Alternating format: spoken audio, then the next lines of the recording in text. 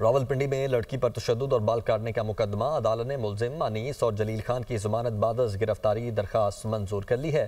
عدالت کا ملزمان کو 50,000 روپے کے مچلقے جمع کروانے کا حکم ملزم انیس خان اور جلیل خان کو گزشتہ روز جوڈیشل ریمانڈ پر جیل بھجوایا گیا تھا۔